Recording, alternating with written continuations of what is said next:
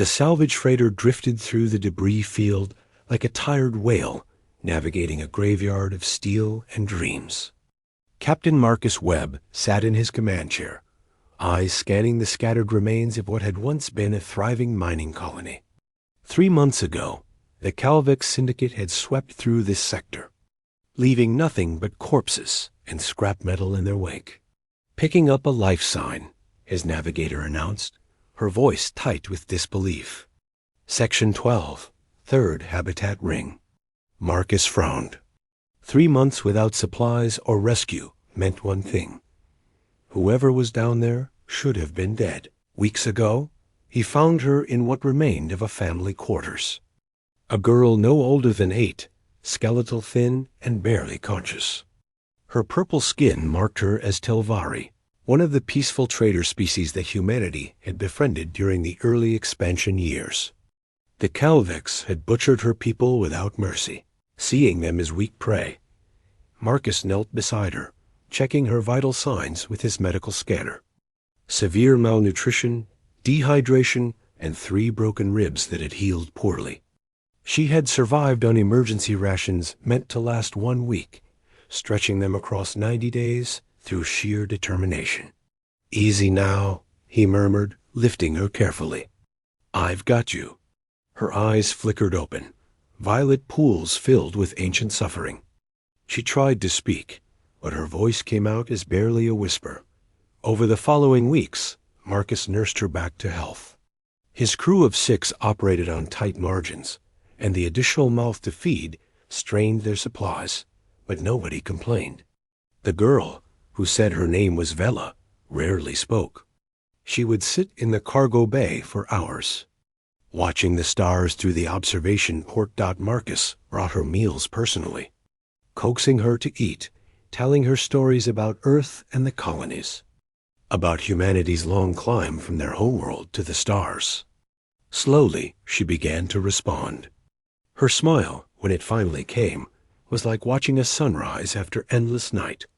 "Why save me?" she asked one evening, her command of human standard improving daily. Marcus set down his coffee, considering the question. "Because leaving you, there wasn't an option." "Many would have," Vila said quietly. "The galaxy is cruel." "Then I suppose somebody needs to prove it doesn't have to be." 3 months after her rescue, Marcus delivered Vila to a Telvari refugee station in the Outer Rim. She clung to him at the airlock, her small frame trembling. "I will remember," she whispered. "I will remember Marcus Webb, who showed mercy when the stars offered none." He ruffled her hair gently.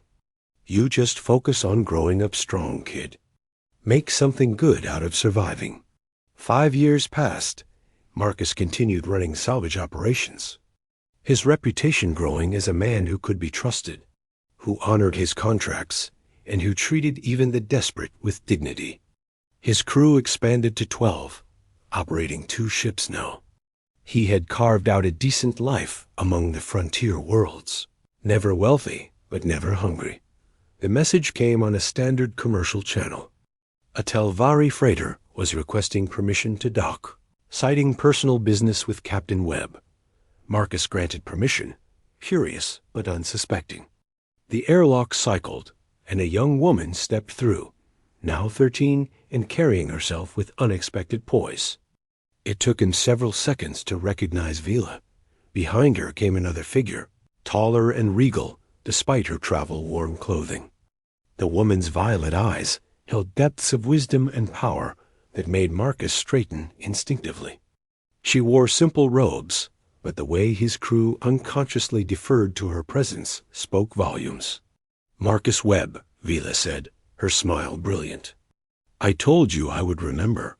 "Vila?" Marcus blinked.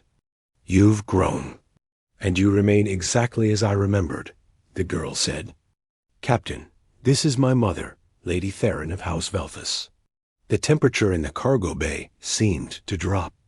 House Velthus was one of the ancient bloodlines, their influence stretching across 24 systems. They had been thought extinct after the Calvex purge. Lady Theron stepped forward, studying Marcus with an intensity that made him uncomfortable. She was beautiful in the way that dangerous things often were, her features sharp and intelligent. "Captain Webb," she said, her voice carrying harmonics that resonated in his chest. "My daughter has spoken of you constantly since she found her way back to me. She tells me you fed her, healed her, and asked nothing in return." Marcus shrugged, suddenly aware of how shabby his cargo bay must look to nobility. She needed help. It wasn't complicated. "It was everything," Lady Theron replied. "I have searched 5 years for her, believing her dead. You gave me back my reason for living." "I'm glad she found you," Marcus said honestly. "She deserves happiness after what she survived." Lady Theron moved closer, and Marcus fought the urge to step back. There was something predatory in her grace, something that made his instincts scream warnings, even as his rational mind saw only a grateful mother. "The Telvari have long memories, Captain. We pay our debts." She paused, and her next words came soft but firm. "I have come to offer you a bond of marriage." The cargo bay fell silent except for the ambient hum of the ship's systems. Marcus stared, certain he had misheard. "I'm sorry, what?" "Among my people, the life debt you are owed cannot be discharged with mere currency or favors. You saved the heir of House Velthus. By our oldest laws, you have earned the right to join our bloodline, to share in our resources and our future." Lady Theron's expression remained neutral, but something flickered in her eyes. "I am formally asking you to become my husband. Mother has been preparing for this meeting for 6 months," Vila added helpfully. "She's very nervous." "I am not nervous," Lady Theron said sharply, then seemed to catch herself. A hint of color touched her purple cheeks. "I am merely ensuring proper protocol." Marcus ran a hand through his hair, mind reeling. "Lady Theron, I appreciate the gesture, but this seems extreme. I didn't save Vela expecting payment. I certainly didn't do it to marry into nobility." "I understand this is sudden from your cultural perspective," Lady Theron said. "But consider the practical elements. House Velthus controls trade routes, military contracts, and resource rights across 2 sectors. Your salvage operation could expand tenfold. Your crew would have protection from raiders and syndicates. You would want for nothing. And you would be stuck married to a salvage runner who barely passed his academy courses and lives out of a cargo freighter." Marcus countered. Lady Theron stepped closer still, close enough that he could see the subtle patterns of silver that traced through her violet irises. "I would be bonded to a man who chose compassion when pragmatism said to leave a dying child in the void. A man whose crew speaks of him with genuine loyalty rather than fear. A man who looks at the stars and still sees wonder rather than merely profit." She reached out, her hand stopping just short of his chest. "I have spent 5 years rebuilding my house from ashes, navigating politics and war, making alliances with those I do not trust because I must. I am tired, Captain Webb, tired of games and lies. My daughter came back to me speaking of someone genuine. In all the galaxy, such people are rarer than platinum." Marcus looked at Vela, who watched him with hope shining in her young face. He looked at Lady Theron, seeing past the nobility to the exhaustion she carried, the weight of responsibility that bent her shoulders.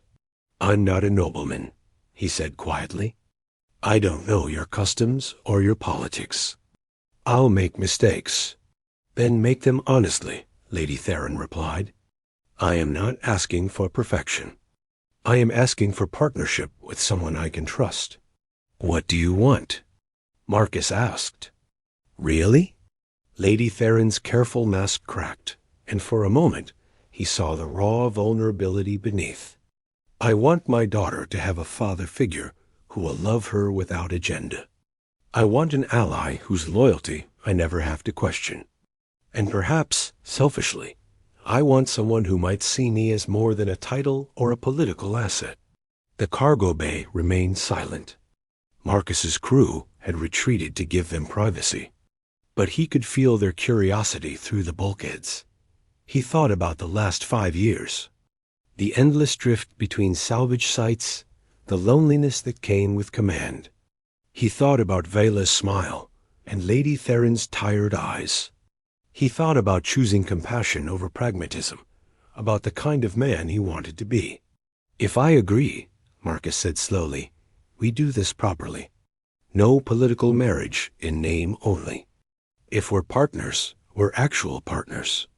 I won't be decorative nobility." Lady Theron's expression shifted, something that might have been relief flooding across her features. "I would expect nothing less. And Vela gets to be a kid," Marcus continued. "No matter what house politics demand, she deserves a childhood." "Agreed," Lady Theron said immediately. Marcus extended his hand, human fashion. Lady Theron looked at it, then placed her palm against his. Her skin was cool and smooth, but her grip was firm. "Then I suppose we have an arrangement, Lady Theron." "Nara," she said softly, "if you are to be my husband, you should use my name."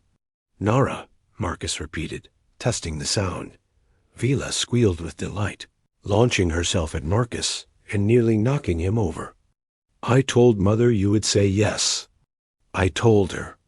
Marcus caught the girl, steadying them both, and found himself laughing despite the surreal nature of the situation. Over Vela's head, he met Nara's gaze and saw something there that made his breath catch. Not just gratitude or relief, but possibility. The stars waited beyond the hull, vast and indifferent. But here, in this moment, 3 people who had survived TH